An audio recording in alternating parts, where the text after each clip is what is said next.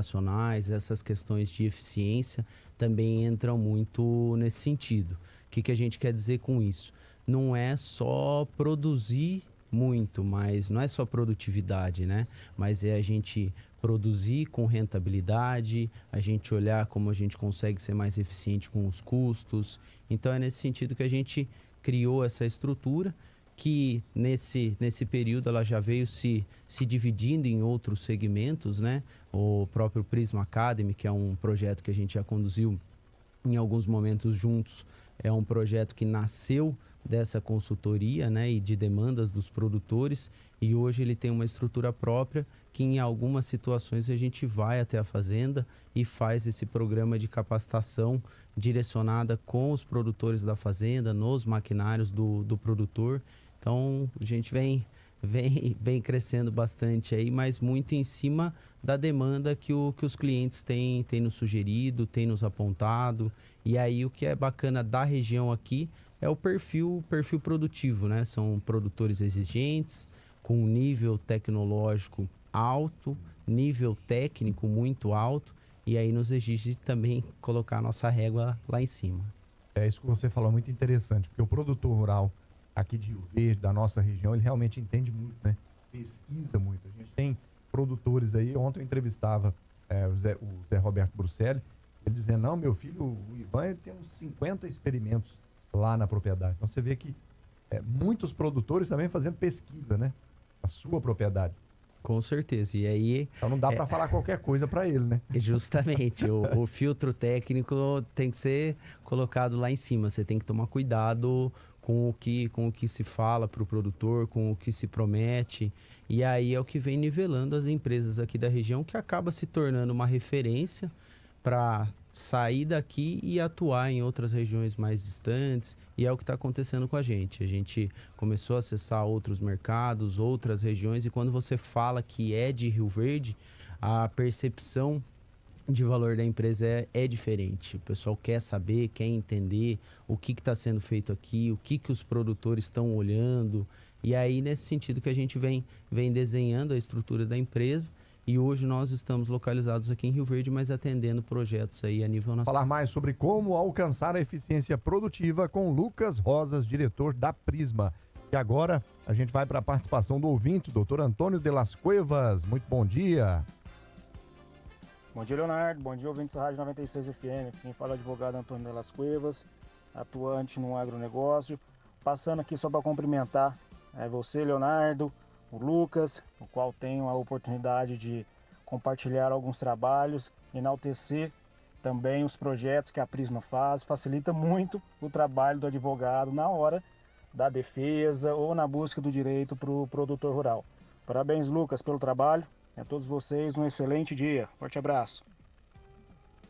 Muito bem, doutor Antônio de las Cuevas, um grande abraço, obrigado pela participação. Pra gente é um prazer aí também compartilhar e aprender um pouquinho com você aí nas rotinas dos trabalhos. Igual comentou, a gente tem alguns projetos em conjunto e é realmente essa parceria, né, do agrônomo com o advogado, ele é imprescindível, né? Principalmente nesses momentos que a gente precisa olhar um pouquinho mais no detalhe. Essa parte jurídica no agro ainda é um desafio, né? Tem muitas nuances nesse sentido, e o doutor Antônio aí tem conduzido um trabalho bem interessante também, grande parceiro. Seguindo aqui, como alcançar a eficiência produtiva, é o nosso assunto de hoje, nesta quarta-feira. Lucas, qual é a realidade das lavouras aqui da nossa região, principalmente onde a Prisma está atendendo? Nesse sentido, Leonardo, foi um ano, a gente estava comentando aqui um pouquinho antes de entrar no ar, né? Teve gente que fez de uma forma e deu certo, teve gente que fez da mesma forma e deu errado. A questão da instabilidade climática, erro em previsões meteorológicas, desde quando eu cheguei aqui nesses 4 anos eu não tinha visto um cenário nesse sentido, cenários de replante. Mas, num geral, as áreas que a gente está atuando, a gente vê uma certa instabilidade produtiva, mas diferente um pouco de outras regiões onde você vê uma queda de produção mais acentuada. E aí já entra muito numa questão que eu, coincidentemente, estava assistindo uma palestra ontem do professor Marcos Fava Neves, né?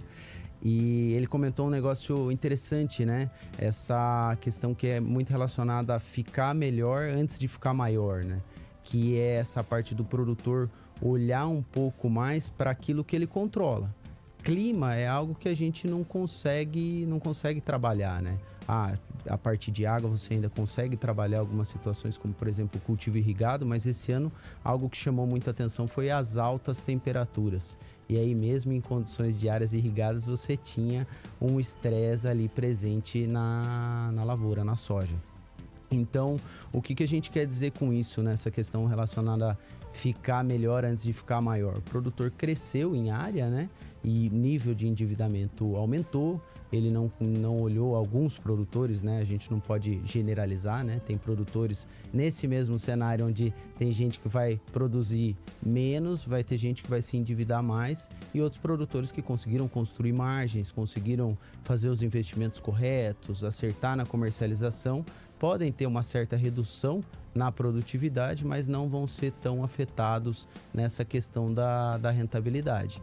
E aí esse olhar mais clínico nas operações e naquilo que ele controla é onde a gente traz muito o conceito de eficiência, que é você fazer as atividades na hora que elas precisam ser feitas, com a maior eficiência no sentido de dimensionamento de maquinário, consumo de combustível, e aí isso sim são fatores que o produtor pode controlar e está totalmente dependente ali dos operadores, dos colaboradores da fazenda.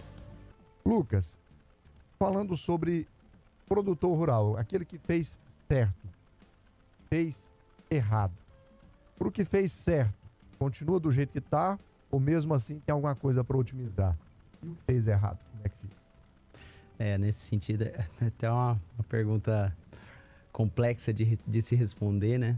Mas, assim, o que a gente tem observado comparando esses dois perfis é que esse que já fez a forma mais correta, acertou no posicionamento de variedades, estruturou o perfil de solo, está olhando para a parte de gestão e planejamento operacional, ele vai ter que minerar mais esses dados, né? Olhar com mais atenção, porque sempre dá para melhorar, né? Então, ainda assim existem gargalos. E esse produtor que sentiu mais, principalmente no bolso, né?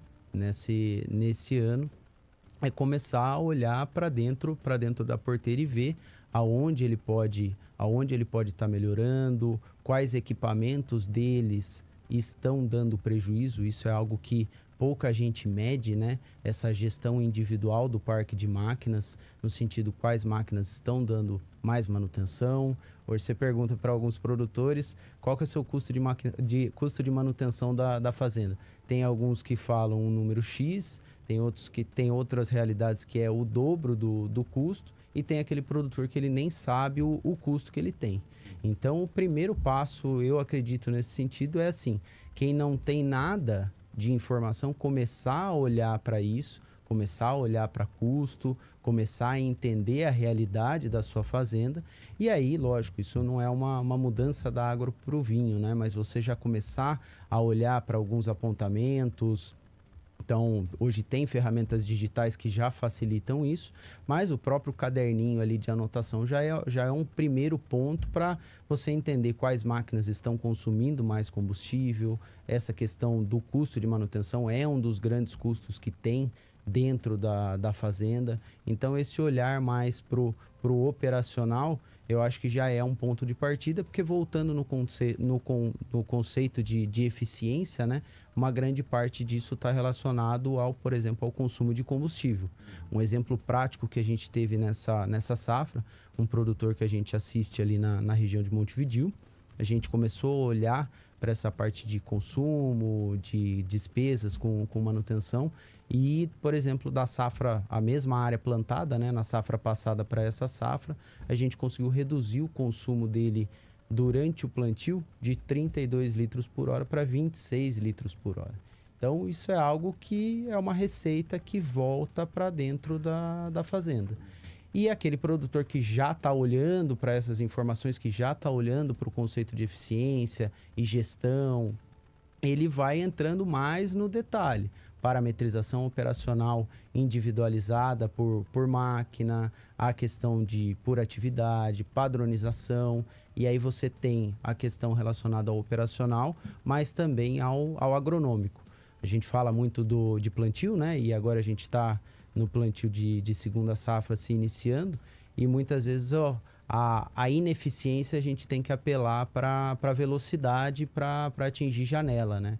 E às vezes você olhando para manobra, gestão de paradas, abastecimento de máquinas, você consegue, sem prejudicar a questão agronômica, que a velocidade a gente sabe que é um fator que impacta muito em implantabilidade, você consegue atingir a sua janela com um consumo mais efetivo de combustível, menos custos com manutenção, olhando para a questão relacionada à eficiência. Então, trazer um pouco também, a gente fala mais de forma generalizada, né? Mas entrando nesse contexto mais no detalhe para falar números, esse foi um exemplo prático aí que em 1.800 hectares a gente conseguiu devolver para dentro da propriedade R$50 mil.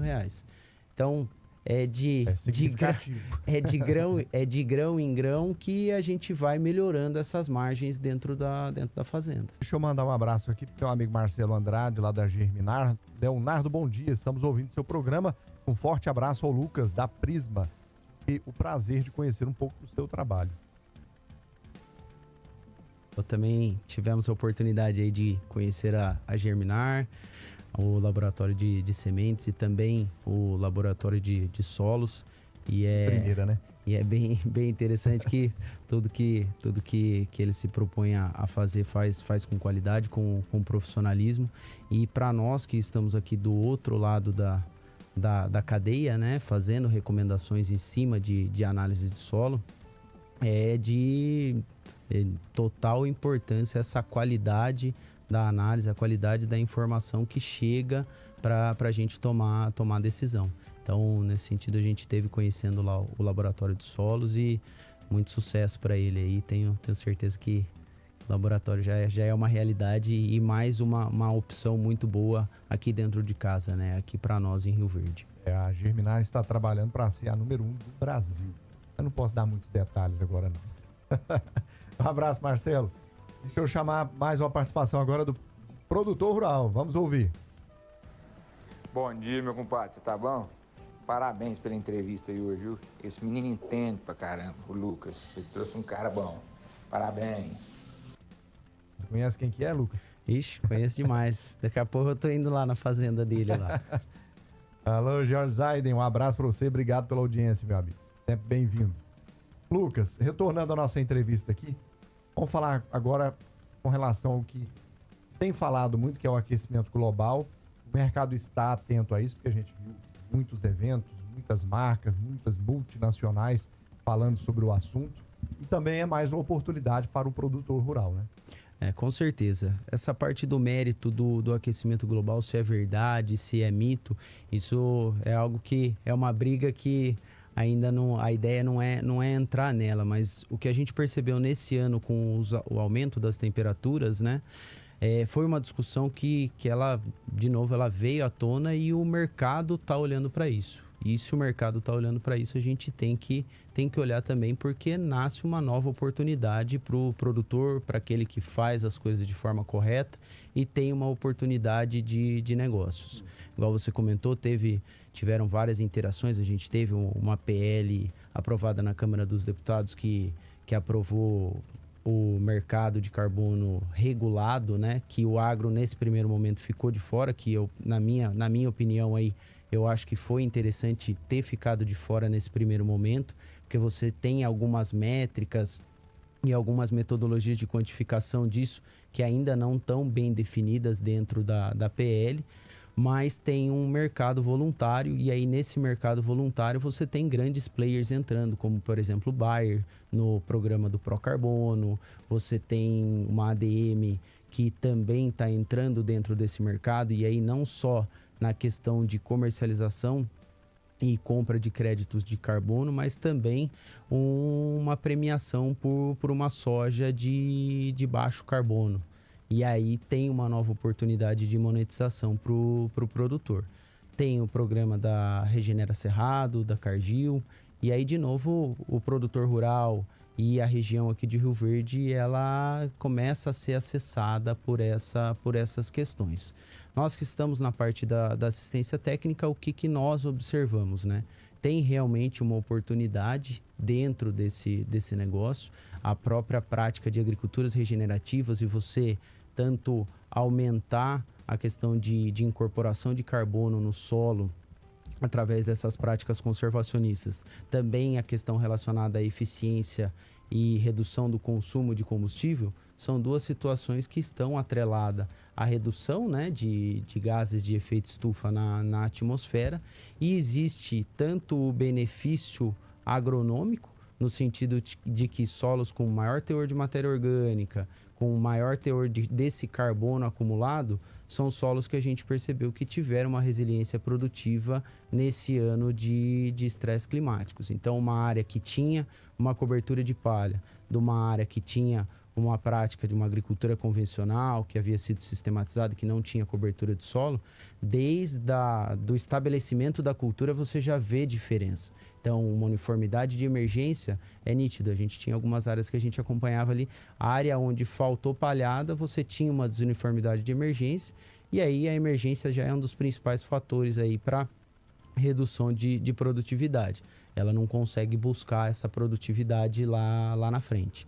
Então, esse é um ponto muito importante que, para o produtor, fazer essas práticas conservacionistas já se mostrou um benefício agronômico. E você ter a possibilidade de acessar formas de crédito, melhores taxas de juros, que é algo que também está se falando, acaba sendo uma opção para trabalhar com esse mercado que, sim, só tende a crescer. A gente teve a COP28 lá em Dubai, as empresas dobraram apostas de descarbonização, né? Assumindo compromissos de, em alguns casos, nem poder emitir nota se não conseguir reduzir essa cadeia do carbono ao longo do ciclo de produção. E aí, tudo volta para o agro. Mesmo o agro não estando no mercado regulado, né? A originação tá no campo. Então, essas empresas vão ter que buscar esse acesso, vão ter que buscar esse valor que às vezes não consegue ser diminuído na indústria, no campo.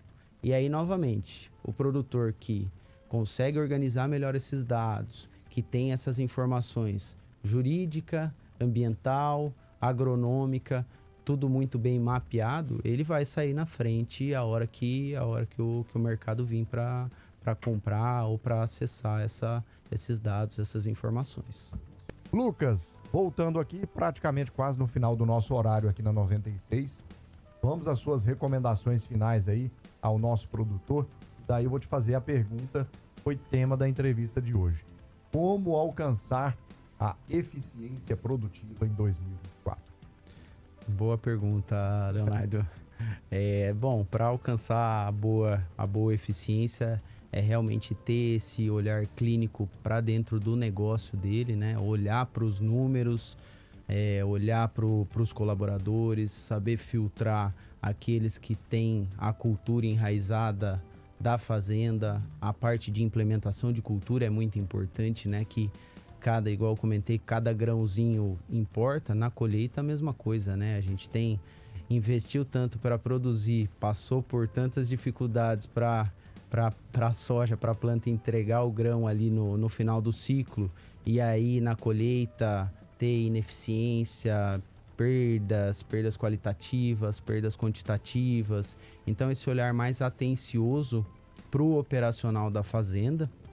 E aí o que eu queria deixar também como considerações que a gente aprendeu muito nessa safra desafiadora, a gente ainda sabe que ainda se mantém tendências de El Niño aí para a safrinha, então essa instabilidade climática ainda é uma dúvida para nós, né? Para essa safrinha que está sendo instalada, mas a gente olhar para aquilo que a gente pode controlar. E aí o que eu apontei aqui realmente foram alguns diferenciais que a gente viu naquilo que você perguntou de produtores que passaram por condições adversas e conseguiram ter ainda uma certa rentabilidade, uma certa produtividade, é a questão do quê? É a questão de um perfil de solo bem construído, o acerto e o posicionamento na escolha das cultivares, a partir de planejamento e gestão operacional, ou seja, fazer aquilo quando precisa ser feito. Então, abriu janela de plantio, vamos plantar, mas sem correria, fazendo as operações na hora que precisa ser feitas, e a questão relacionada à cobertura de solo. E aí, voltando no que eu falei no início da entrevista aqui, assim, eu acho que o professor Marcos Fava Neves foi muito assertivo no que ele falou, né? Às vezes a gente acha que é muito... não, tivemos um lucro nessa safra, vamos aumentar a área produtiva e vamos expandir a área de produção.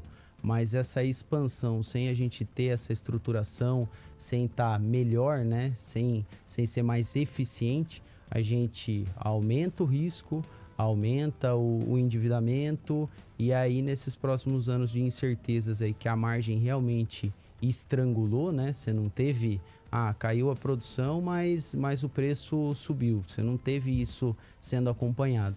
Então, esse olhar clínico para os detalhes, para a gestão dos dados, é o que eu vejo que vai ser o diferencial, e realmente vão ser os produtores que o dinheiro ele vai acabar mudando de mão, né? Então, esses ativos vão mudar de mão. Então, os produtores que tiverem bem organizado estruturalmente e financeiramente ainda vão enxergar oportunidades. E aí volta naquele lema, naquelas métricas que falam que enquanto alguns vão chorar, outros vão estar vendendo lenço. Então, esses cenários são cenários de oportunidades. Para todo desafio nascem oportunidades, e aí a parte de eficiência está muito nessa gestão dos dados, controlar essas informações. Agricultura digital e inovação é algo que está chegando cada vez também mais forte para circular por esses assuntos. Até a gente estava conversando aqui antes, ontem saiu a notícia, né? Starlink fazendo uma parceria com a John Deere, por exemplo. Então a conectividade, que também era um desafio, também está chegando, e quem for se preparando para isso vai beber água limpa, vai chegar mais à frente aí a hora que a demanda for precisa. E agora só nos resta agradecer a presença do diretor da Prisma, Lucas Rosas, pela participação com a gente nessa manhã, trazendo mais detalhes sobre como você, produtor rural, pode alcançar essa boa eficiência produtiva ao longo de 2024. Lucas, muito obrigado pela participação. Até a próxima. Com certeza, Léo. Estamos à disposição aqui. Agradecer aos ouvintes, agradecer aos colegas que participaram, que mandaram mensagem, que estiveram acompanhando com a gente aqui. Realmente é pouco tempo para a gente falar de um assunto tão complexo, né? Mas aproveitar também para agradecer você, Leonardo, e parabenizar pelo programa. Já comentamos algumas vezes aí que, assim, o trabalho que você faz é diferenciado e de suma importância para a gente que está na rotina do dia, porque é informação, né? Hoje, sem informação, a gente não é nada. E aí uma informação imparcial que realmente mostra o que está acontecendo, da forma que está acontecendo, aí é realmente parabenizar o seu programa e parabenizar você à frente dele, né? Que para nós é muito importante ter essa informação aí sendo passada. Muito obrigado. Um grande abraço a você, a todos da Prisma. Contem com a gente ao longo aí do ano.